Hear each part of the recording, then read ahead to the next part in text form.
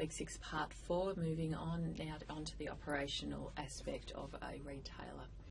So this is mainly involved in the running of stores and also the head office operations as well to enable support for the stores to be able to operate efficiently. So we're looking at it from the perspective of management and running of employees so that we can please the customers and obviously return for the shareholders as well. So this impacts our sales and profits in terms of the decisions that we actually make operationally. So if we have a look at some of the questions here, you'll see here that we've got in some organisations some very strict policies and procedures around how to operate a store, how to set up the store, the visual merchandising, how the stock is located, the different types of store formats. So we may have A, B and C stores, so A being our biggest store, C being our smallest store, and the requirements around staff and stock for these particular stores. How we roster on our staff to match the customer demand, and would this be, you know, if we changed our rosters around, would it improve our productivity? So though a lot of what our staff do is around customer service, also a lot what they do at store level is putting out stock, putting away stock, cleaning the store, relaying promotions, things like that. So we're always trying to plan accordingly that we've got enough staff, but also be able to get these other jobs done as well. So self-serve is a new issue around rostering of staff, because if customers are serving themselves, then there's less staff required for transactions as such. However, saying this, we still need, and if you have a look at any of the self-serve areas, there's still a staff member on hand to help customers when they make mistakes, or to reduce fraud if customers are trying to steal things or be, trying to not pay for things properly by calling them something else or whatever. So it still requires a certain level of staff member, but maybe not the number of staff if you were manning the registers. So you see this typically now, Kmart's and Coles and like Woolworths and type stores where there's a lot of self-service. Looking at other issues around operations, so things such as the electricity, the phones, the cleaning, window cleaning, taking out the rubbish, all these issues which cost money but also have an aspect on how the store is viewed as such. So they need to be done, but how to do them at a reasonable cost. Other things that we can have a look at, if their store's up for a renewal in terms of a renovation, the costs of that, whether there needs to be new design, perhaps a lot of new materials involved, maybe even the store has to close for a period of time while it's going through renovation.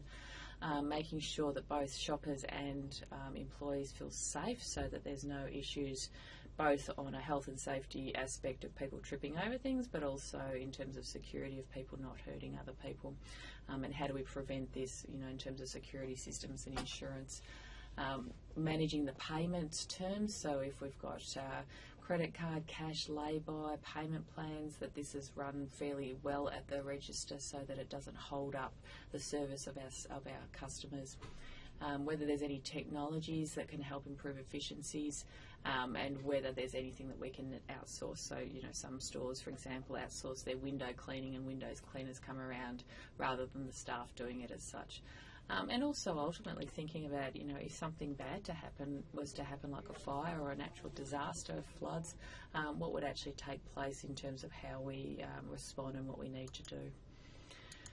So typically we have what's called a blueprint, which is the base level way of setting up the store, the layout, where things go, cash registers, change rooms, what type of staff's required, how to allocate stock for that store, what type of staff we need, store manager, people to put out stock, people to transact, people to do other jobs as well, such as maintenance.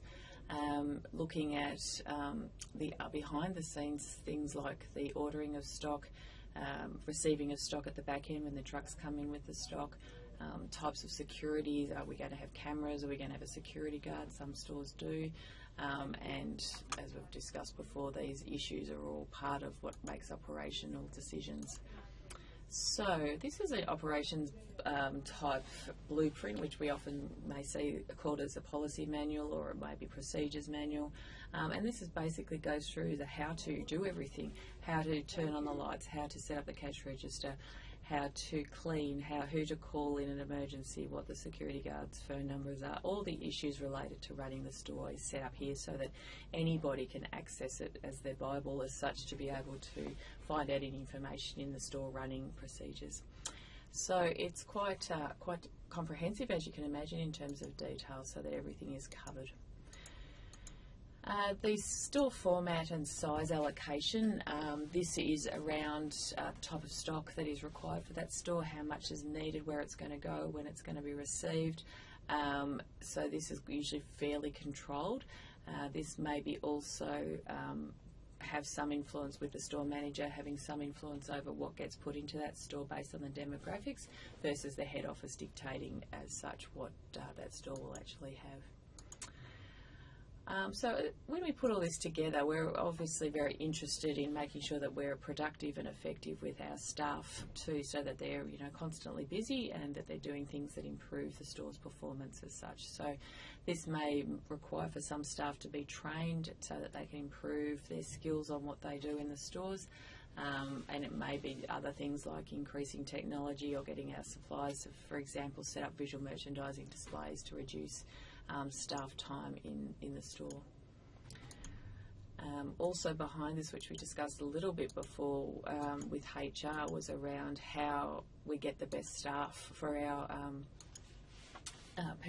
retailers to be able to do things very well. So this involves in the type of skills that people have, the attitude of the staff, the rostering of when they're available, the training needs as such, that the staff understand what levels of performance they're meant to reach, and of course issues around money and whether they've worked with the organisation for a long time in terms of experience. I'm not going to read all these out, but obviously you can read them for yourself.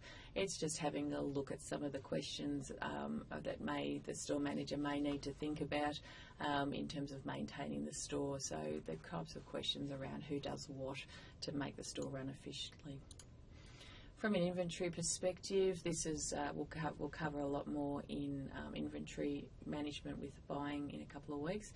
But we're looking about here is decisions around how we access stock from different suppliers, how that gets coordinated in terms of times and deliveries, how much goes onto the store floor versus back at the storeroom versus at the warehouse. When does that get cycled around to make sure that the stock is constantly on display and not just sitting at the back of the store all the time? We've got issues with some stock that there's expiry dates, so it has to be rotated around so that the oldest stock sells first. Issues around minimum deliveries, freight charges, transportation charges from suppliers around getting additional stock if we run out of stock. If there's any special storage requirements, so temperature, for example, is a very common one around keeping the quality of the product, and any special needs for this type of product. So if there's issues around delivery, both to the store or to the customer, how is this done? So security, so that our staff and our customers feel safe. The things of setting up of security systems, TV cameras, the opening and closing hours of the store. So, for example, if you're a 24-hour trading store, there'll be issues at night time around making sure that the staff are safe so that they are not worried about, for example, going to their cars. So setting up additional lighting, making sure that in some cases there may be escort by the security guards for the staff or the customers so that they do feel safe. Obviously, this costs money to hire a security guard, but it may well be worth it in terms of security. Sometimes security guards escort our staff to the banks if they're carrying a lot of money from the day's trading to make sure that they don't get robbed in the process of going to the bank. Payment terms, payment systems as well. So we're looking at, for example, what credit cards are acceptable. Cheques are often not acceptable anymore at retail level. If there's a payment plan like 6 months interest free, how is that set up? How do you check customers have good credit ratings if you're going to offer credit, for example? And then what about customers who actually don't pay? How do you manage that? Do you have a debt collection agency, for example? Also having a look at the issues of technology. So some technology has certainly replaced staff, there is no doubt about that, and that's maybe considered a negative, but in manual and very process orientated jobs this has actually made the staff's work a little bit more interesting if they don't have to do so much processing and data entry and things like that to be able to do other aspects of enjoy their retail jobs. So this is an ongoing situation to try and improve efficiency and save money. Not that technology is initially cheap to invest in, but it could in the long run be worthwhile. Other things that are worth thinking about is, how much insurance should you take out if stock is stolen, if there's damage, for example, due to a bushfire or a flood, or if, just in general weather conditions affect the stores. So how much do you actually need to insure against? Quite a challenging question, as insurance always is. And then finally, I just want to talk about crisis management. So this is where we're looking at things going wrong. What would happen if your staff were held up, for example, in a robbery? What's the procedure if you have to evacuate your store because of a bomb threat? So in the policies and procedures manual, all this stuff tends to be thought through around and perhaps training through a fire plan around what to do in this situation so that nobody gets hurt and people's lives are saved. Other things that can happen, people could have arguments. This could be between staff and customers. It could be between two customers, in terms of accessing security and making sure, again, that nobody is hurt. So these sorts of what-if scenarios have to be thought about.